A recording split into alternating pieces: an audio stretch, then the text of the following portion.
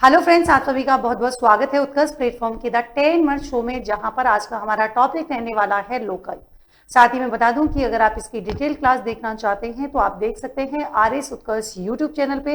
लेकिन ये एकमात्र आपकी रिवीजन क्लास है, अर्थात अगर आपने पहले से पढ़ा हुआ है तो आपके यहाँ पर रिवीजन बहुत जल्दी हो जाएगा। और रिवीजन के बाद तुरंत आप क्या कर सकते हैं, यहाँ पर सेम चैप्टर का क्विज प्रैक्टिस कर सकते हैं, वो भी एकदम फ्री, कोई चार्जेबल नहीं है। कहाँ पर मिलेगा? तो आपको उत्कर्ष ऐप में जाना है, और जब आप उत्कर्ष ऐप में जाएंगे तो इस उत्कर्ष ऐप में जाने के बाद ध्यान रखिएगा, आपको यहाँ पर सेलेक्ट करनी है कैटेगरी कौन सी, आरएस। और जब आप आरएस कैटेगरी सेलेक्ट करेंगे तो आपको यहाँ पर एक फ्री कोर्स मिलेगा, और उस फ्री कोर्स में आपको मिलेगा जी कौन सा, 10 मिनट शो। कौन सा मिलेगा?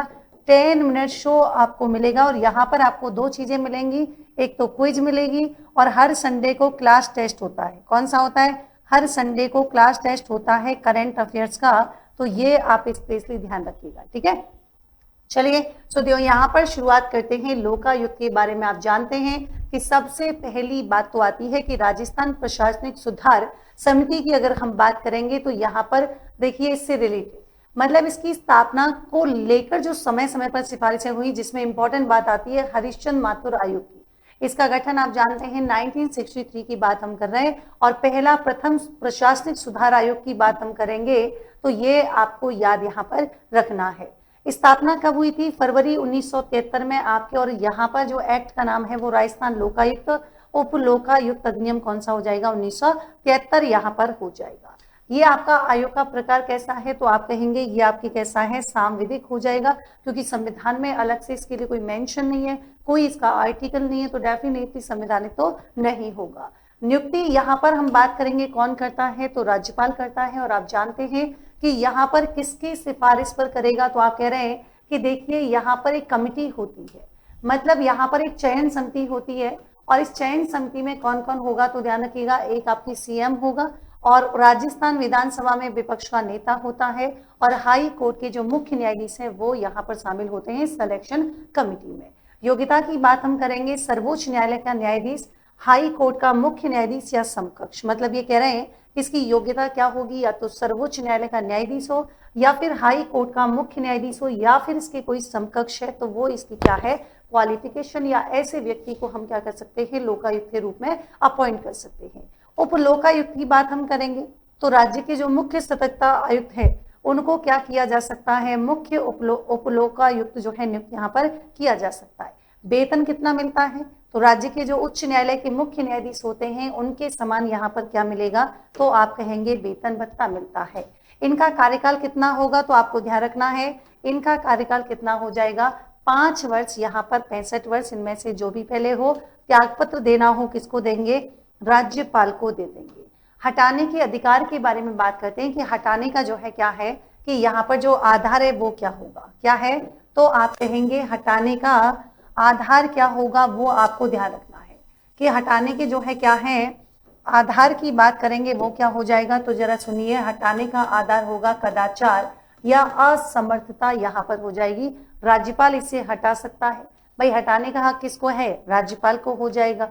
और आप ये कह रहे हैं कि जब सदन में टोटल सदस्यों का बहुमत और उपस्थित एवं मतदान करने वाले कितने हैं, 2/3 बहुमत से पारित होगा, तो वो यहाँ पर क्या हो जाएगा, तो उसके बाद इनको हटाया जा सकता है। लेकिन इनको जो एनुअल रिपोर्ट, मतलब अपना वार्षिक प्रतिवेदन देना है, अपनी रिपोर्ट इनको देनी है, तो किसको देंगे, लोकायुक्त, तो आपको याद रखना है गवर्नर को यहाँ पर दे देंगे।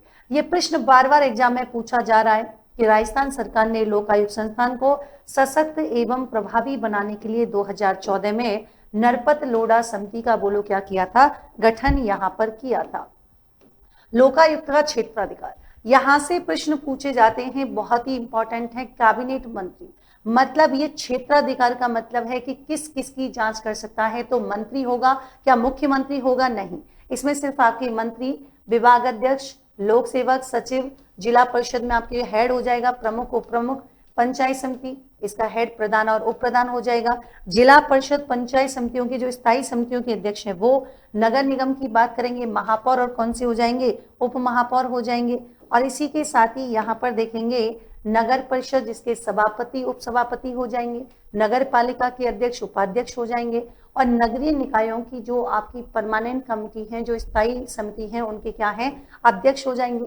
नगर सुधार जो न्यास होते हैं इनके अध्यक्ष हो जाएंगे। राजस्थान सरकार के जो मंडल और निगम है उनके अध्यक्ष और कौन है, उनके निदेशक आपके यहाँ पर हो जाएंगे। अब कह रहा है कि किन के खिलाफ जांच नहीं कर सकता, वो आपको याद रखना है। मुख्यमंत्री के खिलाफ नहीं करेगा, विधायक के खिलाफ नहीं करेंगे, सरपंच उप सरपंच जो है विधायक की बात हम यहाँ पर कर रहे हैं, इनके खिलाफ जो है नहीं कर सकते हैं। आप ये कह रहे हैं कि आरपीएससी के अध्यक्ष एवं सदस्य की बात हम करेंगे। देखो यहाँ से इस बात को हटा देना, ये आप मुझे कमेंट सेक्शन में बताना कि यहाँ पर जो मैंने सरपंच और उप सरपंच की बात की है, किसकी बात की है, सरपंच और उप सरपंच की यहाँ पर बात की है, तो क्या वो इनकी जांच कर सकता है या नहीं, और क्या संज्ञान ले सकते हैं, ये आपको कमेंट सेक्शन में बताना है। आरपीएससी के अध्यक्ष एवं सदस्य हो जाएंगे, राज्य निर्वाचन आयुक्त या फिर जो स्टेट इलेक्शन कोई ऑफिसर है वो यहाँ पर हो जाएगा, महालेखाकार की नहीं कर सकते हैं, हाई कोर्ट के जो न्यायाधीश हैं या फिर कोई जो अन्य न्यायालय हैं उनके न्यायाधीश या फिर कर्मचारी जो होंगे उनकी नहीं की जा सकती। विधानसभा सचिवालय के कर्मचारी की नहीं की सकती। सेवानिवृत्त अब जो रिटायरी हो गया उस लोक सेवक की यहाँ पर नहीं की जाएगी। शिकायतकर्ता क्या नहीं होना चाहिए, लोक सेवक नहीं होना चाहिए। पहली बात तो लोकायुक्त भ्रष्टाचार की जांच कर सकता है, लेकिन ध्यान रखिएगा को प्रशासन की नहीं कर सकता है। सबसे खास बात क्या है कि 5 साल से पुराने मामलों की क्या नहीं की जाएगी, जांच नहीं की जाएगी। राजस्थान के संदर्भ में अगर हम देखें तो पहला लोकायुक्त कौन सा था, आईडी दुआ। पहले उप लोकायुक्त कौन से हो जाएंगे, केपीयू मेनन। न्यूनतम कार्यकाल वाले कौन है, विनोद शंकर दबे हो जाएंगे। और एमबी शर्मा जो है वो कौन है, सर्वाधिक कार्यकाल वाले यहाँ पर हो जाएंगे। अब ऐसे उच्च न्यायालय के न्यायाधीश जो लोकायुक्त पद पर रहे हैं, जैसे एम.एल. श्रीमल या आपके सिक्किम हाईकोर्ट मिलाप चंद्र जैन, इनका नाम आपने वैसे भी सुना होगा राज्यपाल वाले चैप्टर में। सर्वोच्च न्यायालय के एकमात्र न्यायाधीश जो लोकायुक्त रहे वो आपके आईडी दुआ हैं। न्यायालय के पूर्व न्यायाधीश जो लोकायुक्त रहे हैं कौन सा हो जाएगा, डीपी गुप्ता। केंद्र सरकार के द्वारा यानी कि हमारी जो सेंट्रल गवर्नमेंट है इसने 16 जनवरी 2014 को लोकायुक्त और उप लोकायुक्त नहीं, जबकि लोकायुक्त एवं लोकपाल की बात हो रही है, अधिनियम 2013, वहां से कंफ्यूज मत करना, 1973 से। सर्वप्रथम लोकपाल नाम जो है वो किसके द्वारा सजाया गया था, तो एल.एम. सिंघवी के द्वारा सुझाया जाता है।